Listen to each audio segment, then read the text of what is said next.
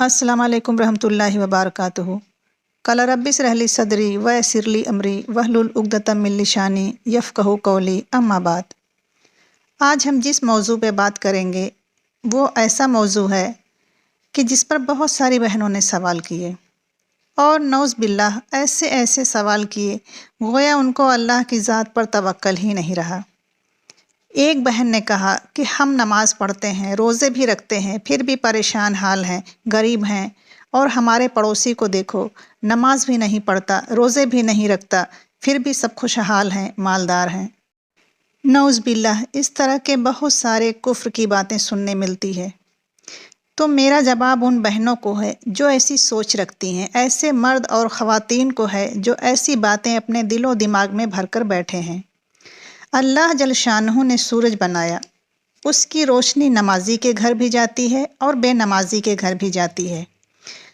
جو ہوا نمازی کے گھر میں جاتی ہے وہی بے نمازی کے گھر میں بھی جاتی ہے۔ جو بارش نمازی کے گھر پر پڑتی ہے وہی بے نمازی کے گھر پر بھی پڑتی ہے۔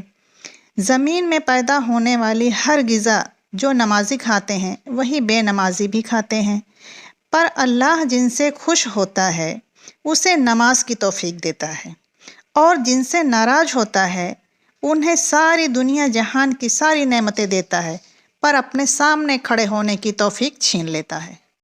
اللہ ایسے لوگوں کو نماز کی توفیق نہیں دیتا، ان کو نماز کی توفیق نہیں ملتی۔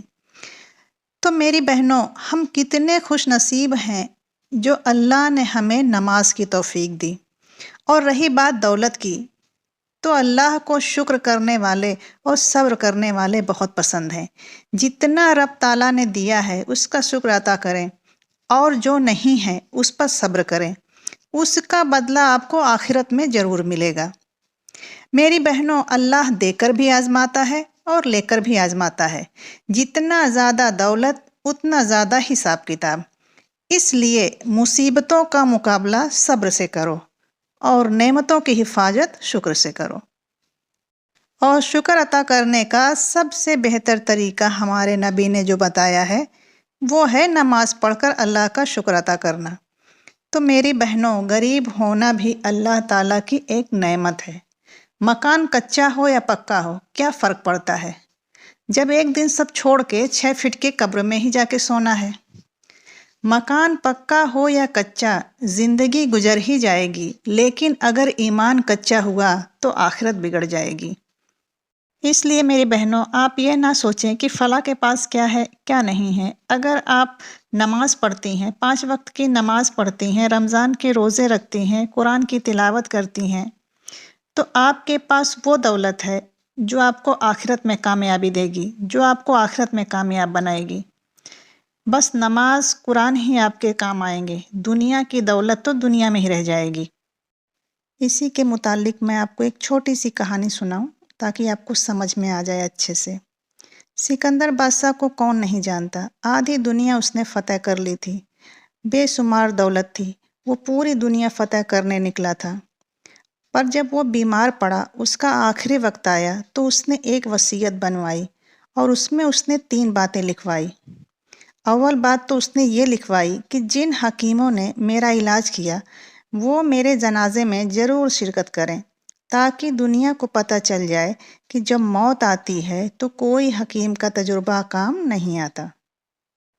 اور اس کی دوسری وصیت یہ تھی کہ میرے جنازے کے راستے میں میری ساری دولت بچھا دی جائے، تاکہ لوگوں کو پتہ چلے کہ جب موت آتی ہے تو یہ دولت کسی کام نہیں آتی۔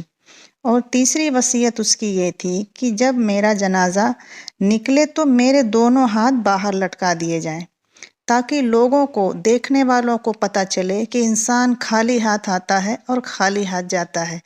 اس سے کتنا بہتر سبق ہمیں ملتا ہے کہ جس دولت کو کمانے کے لیے ہم اپنا ایمان تک ضائع کر دیتے ہیں، حرام اور حلال کا فرق بھول جاتے ہیں، وہ دولت ہمارے کسی کام نہیں آئے گی۔ جب ہم یہاں سے مر کے جائیں گے تو خالی ہاتھ آئیں اور خالی ہاتھ جائیں گے۔ تو میری بہنوں، آپ نماز پڑھیے، نماز میں آپ دعا مانگیں، اللہ سے رو رو کے دعا مانگیں، گڑ گڑا کے دعا مانگیں، عاجزی سے دعا مانگیں۔ پہلے آپ نماز پہ آپ کھڑے ہوئیے، جب آپ نماز پڑھیں گی، اللہ کے سامنے ہاتھ اٹھائیں گی تو اللہ آپ کی دعائیں ضرور مقبول فرمائے گا، کیونکہ میرے اللہ کا وعدہ ہے کہ اے میرے بندے تو مجھ سے مانگ تو صحیح، میں تو دینے کے لیے ہر وقت تیار ہوں۔ تو جب ہم نماز ہی نہیں پڑھیں گے، اللہ کے سامنے ہاتھ نہیں اٹھائیں گے دعا کے لیے، تو اللہ ہماری جائز مرادیں کیسے پوری کرے گا؟ تو آپ نماز پڑھیے، اللہ سے رو رو کے گڑ گڑا کے عاجزی سے آپ دعا مانگیں۔ اللہ بے شک رحم کرنے والا ہے، کرم کرنے والا ہے، مہربان ہے، وہ آپ کی ہر دعائیں پوری کرے گا انشاءاللہ۔ آمین۔